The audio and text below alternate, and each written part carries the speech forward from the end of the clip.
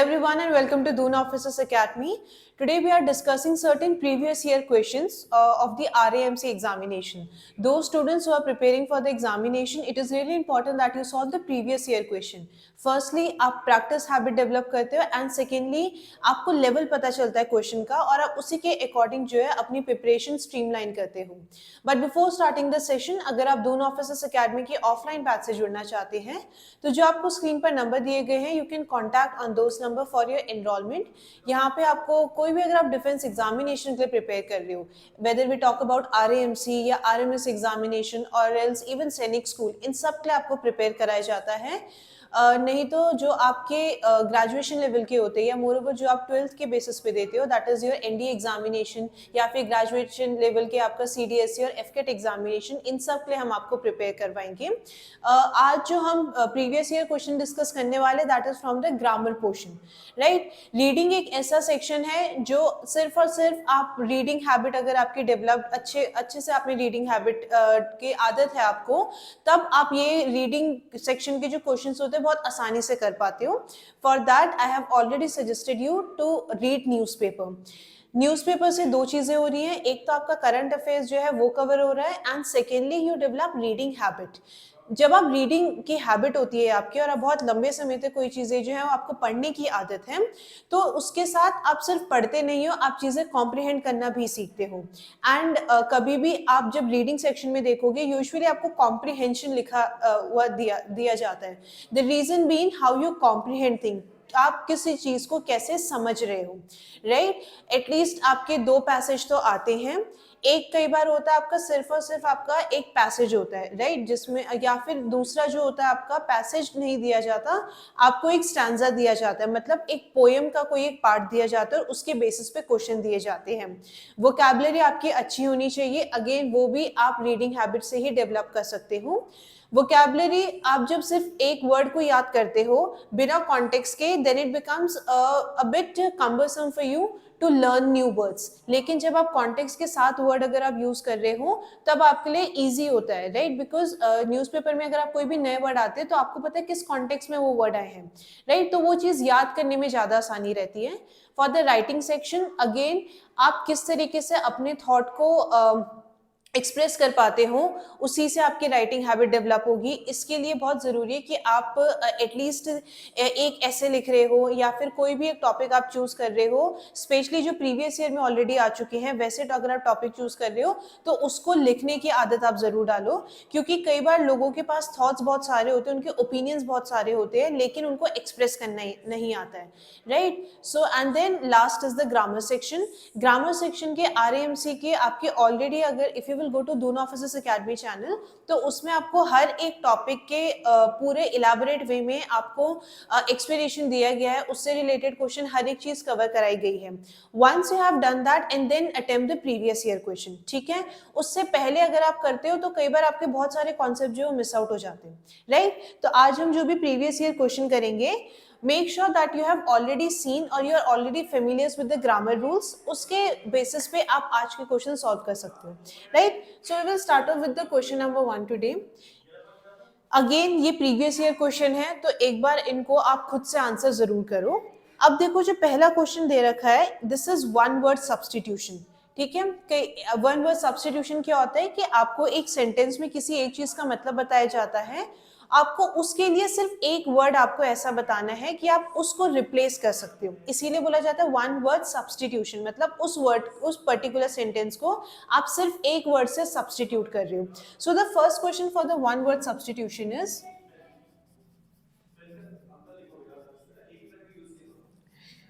Previous year में at least आपके 5 question तो वन वर्ड सब्सटीट्यूशन से आए ही हैं. Right, concluding part of a literary work. Concluding part of a literary work. Concluding part of a literary work, कोई भी अगर आपने लिटरेचर पढ़ी है, राइट, तो उसमें आप देखोगे कई बार बुक के एंड में या फिर जब आपके बुक खत्म होती है, पूरी स्टोरी या जो भी नॉवल है आपकी खत्म हो जाती है, तो लास्ट में एक आपको दिया जाता है, राइट, कि मतलब कि इस पूरी कहानी का मेन क्रक्स क्या था, राइट, इस पूरी कहानी का मेन आपका कोर पार्ट क्या है, राइट, क्या कहना चाह रहा है। उसके लिए आप क्या वर्ड यूज करते हो? We use a word epilogue. एक वर्ड होता है एपिलॉग, बेसिकली जिसको आप समरी भी बोल सकते हो, ठीक है। कई बार जब आप कोई बुक पढ़ना शुरू करते हो तो स्टार्टिंग में आपका एक प्रीफेस आता है, प्रीफेस, राइट। प्रेपोजिशन में हमने वर्ड किया था प्री। प्री का मतलब क्या होता है? बिफोर, है ना। फेस मतलब आप जब ये बुक पढ़ने वाले हो उससे पहले आप क्या कंटेंट एक्सपेक्ट करोगे, दैट इज योर प्रीफेस, ठीक है। एपिलॉग आपका क्या होता है? कोई भी बुक जो है उसकी एक छोटी सी समरी, राइट। एंड में मतलब क्या है कि भाई इस पूरी चीज का ये चीजें आपको मिलेगी इसमें, right, when you summarise something. और एपिलॉग यूजुअली क्या होता है? शॉर्ट होता है, it is not a very big epilogue, right. तो एपिलॉग जो लास्ट में कंक्लूडिंग पार्ट होता है और जो स्टार्टिंग में होता है दैट इज योर प्रीफेस। और इसको आप कैसे याद रखोगे? ये वर्ड दिख रहा है ना, प्री। प्री का मतलब है आगे, फेस का मतलब क्या है? जो आपके सामने है, राइट। बोलते हैं ना कि आपको you have to face your fear, that is how you will grow, यही तो बोला जाता है। सो फेस मतलब क्या है? जो चीज आपके सामने है, राइट। कोई भी आप नॉवल उठाओ तो आप देखोगे स्टार्टिंग में प्रीफेस है और एंड में जब आप पलट के देखते हो, राइट, जो लास्ट पेजेस होते हैं बुक्स के जहां पे पूरी स्टोरी खत्म हो जा रही है उसमें दिया गया होता है epilogue, right. So that is the concluding part. तो इसके लिए आप क्या वर्ड यूज करोगे? Epilogue, alright. नेक्स्ट क्वेश्चन जो आपको दे रखा है,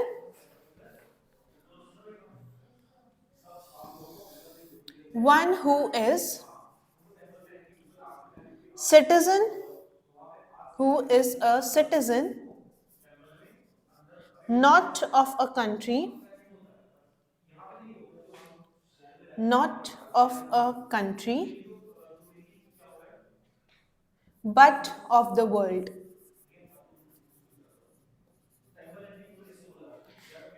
इसका मतलब क्या है?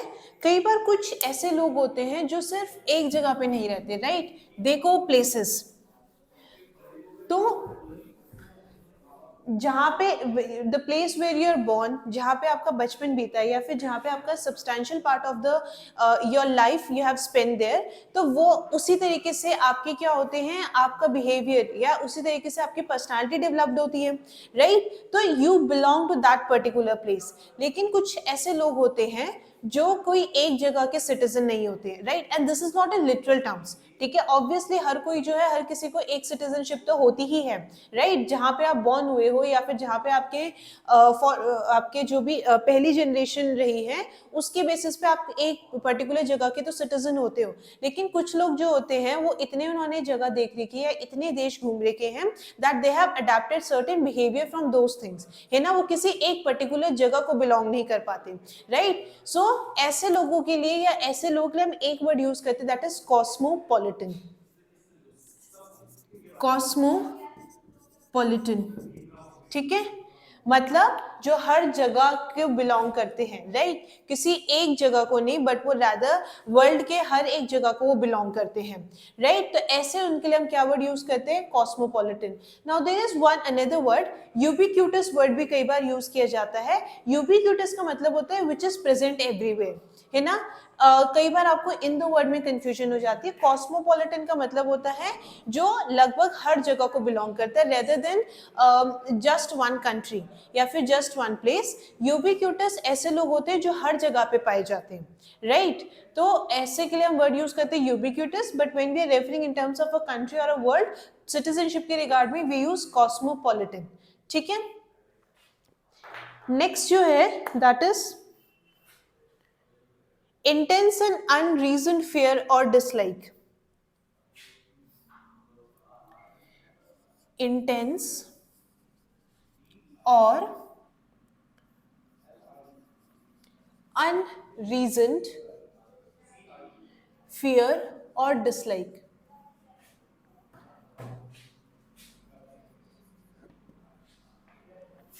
बेवजह किसी चीज का अगर आपको फियर है, ठीक है, कोई चीज जो है उससे आपको डर लगता है, राइट और कई बार वो चीजें जो होती हैं it has a very deep impact on your life, ठीक है, कोई चीज आपको अच्छी नहीं लगती है या किसी भी चीज से क्या है कि वो चीज आपको इतनी नापसंद है that you have developed a fear of that, ठीक है, तो उसके लिए हम क्या वर्ड यूज करते हैं, now this is a word that you must have come across, ठीक है, आपने एक वर्ड सुना होगा फोबिया।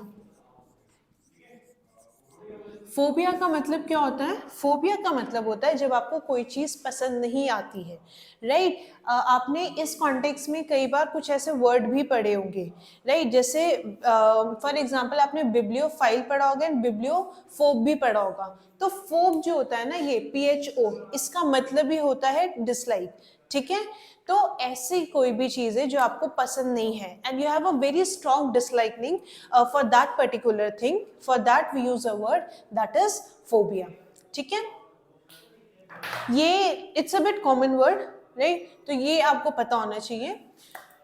नेक्स्ट जो है that is a person who is new to a profession, a person who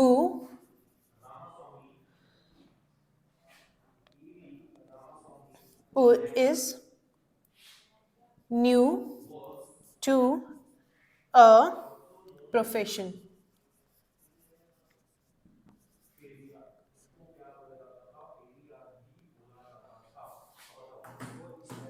again when we talk about one word substitution, जरूरी नहीं है कि सिर्फ एक ही वर्ड हो सकता है, राइट, उसके और भी वर्ड हो सकते हैं। अब ऐसे कोई भी जो अभी न्यू है प्रोफेशन में, जो अभी सिर्फ काम सीख ही रहा है, उसके लिए आप क्या वर्ड यूज करोगे, इधर you use a word amateur, novice word भी होता है उसके लिए, ठीक है, और एल्स यू कैन इवन से नियोफाइट। न्यू वर्ड से याद रखना, इसका मतलब होता है न्यू, ठीक है, न्यू वर्ड से याद रखना, what does that mean, it means new, तो ऐसे कोई भी पर्सन जो प्रोफेशन में नया हो, right, who is not very कोई जो आप नौसिखिया बोलते हो ना हिंदी में, तो वो क्या है एमेच्योर, राइट, मतलब अभी उसको क्या है चीजें सीखनी बाकी है, राइट, तो उसके लिए भी यूज अ वर्ड एमेच्योर, नहीं तो आप नोवाइस वर्ड भी इस्तेमाल कर सकते हो, और else you can even use the word neophyte, neo का मतलब क्या होता है न्यू, ऑलराइट, इफ नोवाइस का जो मेन रिलेटेड वर्ड एक याद रखना, नॉवल, ठीक है, नॉवल का मतलब होता है न्यू, राइट, कोई भी चीज जो शुरू की जा रही है, न्यू बिगिनिंग ऑफ समथिंग, ठीक है, ऑलराइट, तो नोवाइस का बेसिकली किस वर्ड से बना है, नोबल, ऑलराइट, और again noble, it is Nobel prize, ठीक है, मतलब जो अच्छे कॉज के लिए noble, alright, BEL, it is not BEL, right, तो इसके लिए वन वर्ड सब्सटीट्यूशन सिर्फ जरूरी नहीं है एक वर्ड, राइट, कई बार उसी के आपके एक दो और भी आपके एक वर्ड सब्सटीट्यूशन हो सकते हैं, राइट, नेक्स्ट क्वेश्चन पे आते हैं, a large enclosure or building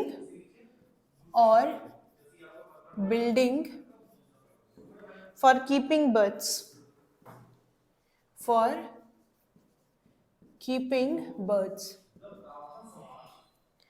कई बार आप कुछ ऐसी जगह होती है जहाँ पे अलग अलग वैरायटी की चिड़िया को एक साथ रखा जाता है, ठीक है, बंद उसमें, उसको आप क्या बोलते हो, for that we use a word aviary, right, आपने साइंस में जब आप किसी भी क्लासिफिकेशन पढ़ते हो ना, right, when we learn classification of animals, तो उसमें एक क्लासिफिकेशन होता है एव्स का, एव्स किसको, एव्स का मतलब क्या है, बर्ड्स, ठीक है, तो वहीं से क्या वर्ड आया है, एवरी, ऐसी कोई भी जगह जहां पे चिड़ियाओं को एक पर्टिकुलर जगह पे रखा जाता है, तो उसको हम क्या बोलते हैं, एवरी, राइट, तो यहाँ पे वो किस वर्ड से बना है, फ्रॉम एव्स, एव्स का मतलब ही होता है बर्ड्स, राइट, सिमिलरली आपने रेप्टाइल्स पढ़े होंगे, जो रेंगने वाले आपके जो भी आपके एनिमल्स होते हैं, उनके हम वर्ड यूज करते हैं रेप्टाइल्स, सिमिलरली आपके जो फेदर होते हैं, जिनकी पूरी बॉडी जो है वो फेदर से कवर्ड है,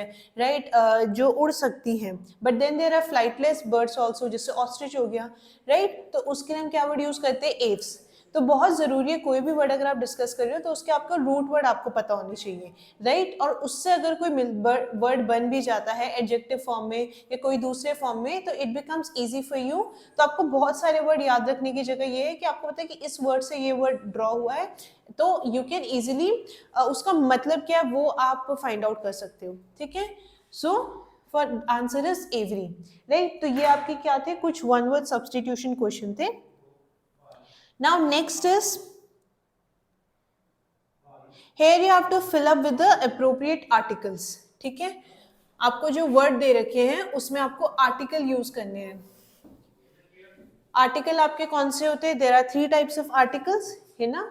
मोर ओवर क्लासिफिकेशन 2 होता है, डेफिनेट एंड इनडेफिनेट। डेफिनेट में आपका कौन सा आर्टिकल आता है, द। इनडेफिनेट में आपके ए एंड एन, ठीक है। ये दो आपके इंडेफिनेट आर्टिकल होते हैं। ए और एन आप किस लिए यूज करते हो, सिंगुलर के लिए, डिपेंडिंग अपॉन उसका साउंड कैसा है। इफ अगर उसका वॉवल साउंड है then you will use an with it.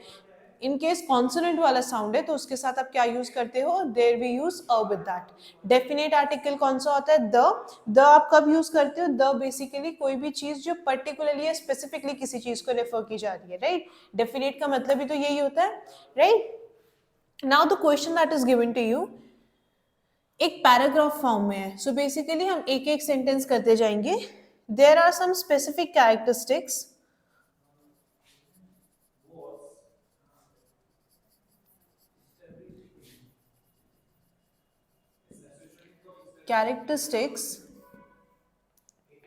that make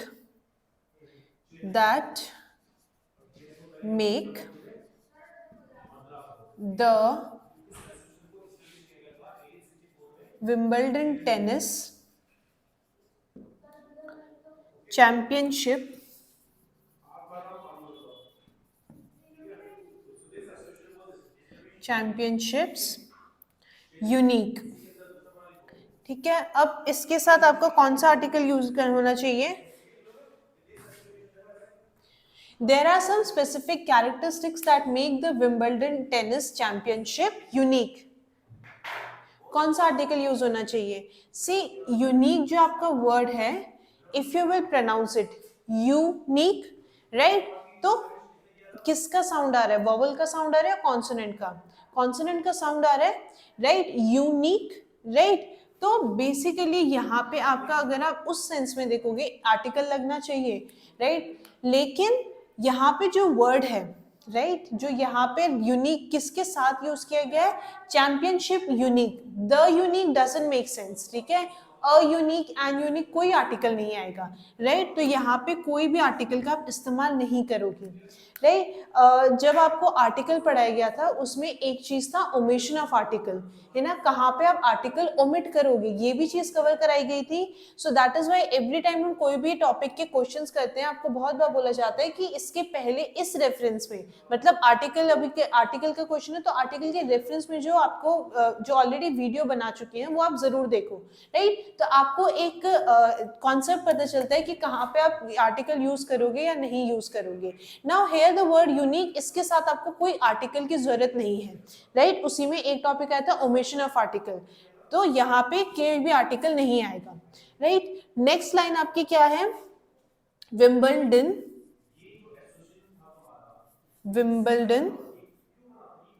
is, now again there is a blank that is given to you, only major tennis tournament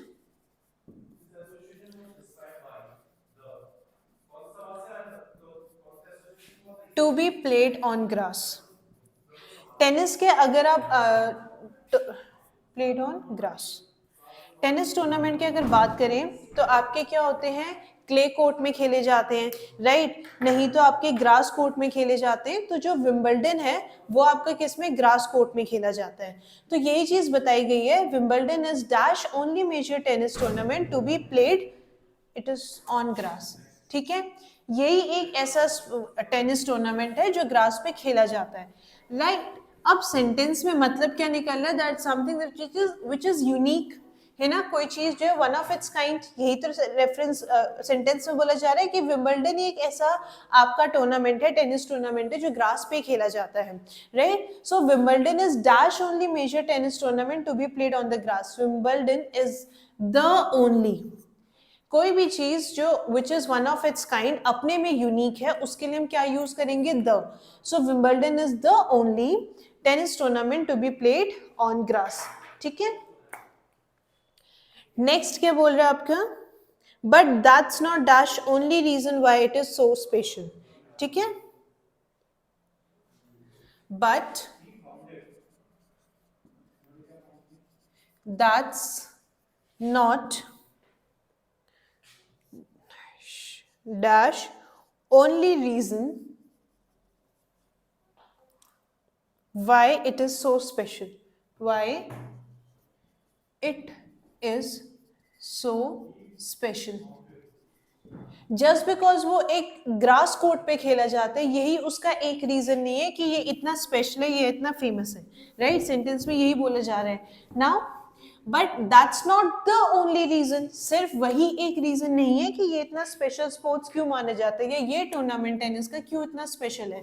ठीक है. सिर्फ इसीलिए स्पेशल नहीं है क्योंकि वो विंबल आपकी ग्रास कोर्ट पे खेला जाता है, राइट. क्या रीजन है उसका. Wimbledon is dash excellent organization.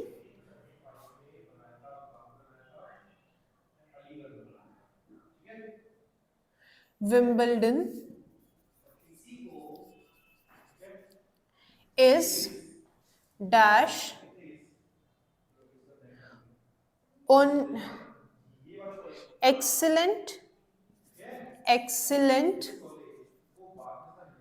organization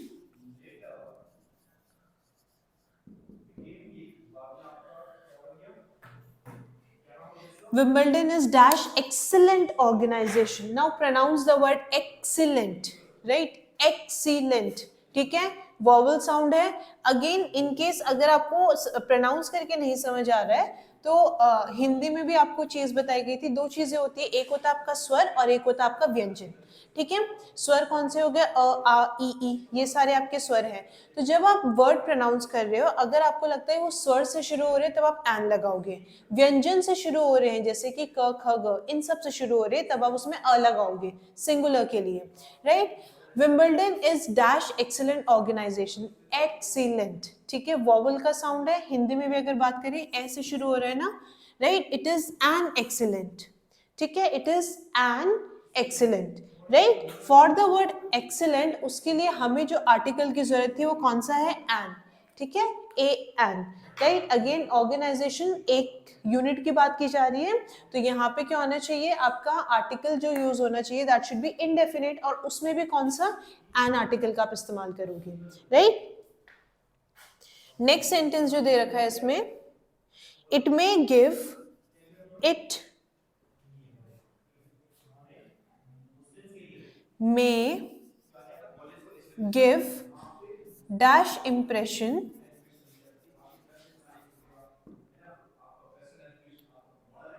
that nothing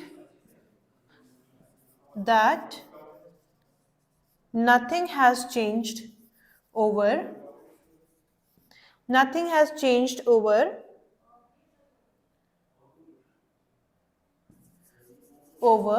dash decades. ठीक है. अभी इतना ही करते हैं. It may give dash impression that nothing has changed over dash decade. ठीक है. It may give impression. ये शायद से ऐसा इंप्रेशन दे रहा है कि बहुत सालों से, डिकेड मतलब क्या होता है, 10 साल, राइट. एक डिकेड में, राइट. तो ये आपको लगेगा कि भाई बहुत सालों से कोई चेंज नहीं हुआ है, इस तरीके का इंप्रेशन जरूर देता है, right. Impression. It may give an impression that nothing has changed over the decades. ठीक है. आगे सेंटेंस जो है that is but in dash reality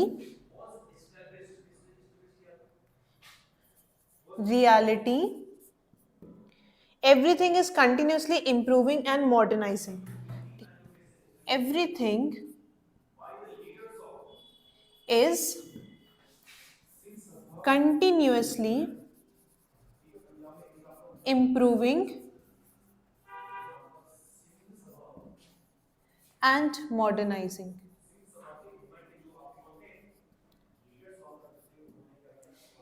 क्या बोल रहा है ये सेंटेंस कि देख के ये इंप्रेशन आपको ये इंप्रेशन ये या ये इम्पैक्ट होता है कि जो आप विंबलडन जो ऑर्गेनाइजेशन है बहुत सालों तक उसमें कोई भी चेंज नहीं आए हैं, ठीक है, या फिर जो आपका स्पोर्ट ऑर्गेनाइज करवाते हैं उसमें एज सच कोई चेंज नहीं आया है, लेकिन रियलिटी में चीज़ें धीरे धीरे क्या है, इम्प्रोवाइज हो रही है, मॉडर्नाइज हो रही है. सो it may give an impression that nothing has changed over the decades, but in क्या द रियलिटी आना चाहिए या एंड क्या आना चाहिए, यहाँ पे आपको कोई भी आर्टिकल की जरूरत नहीं है, but in reality everything is continuously improving and modernising.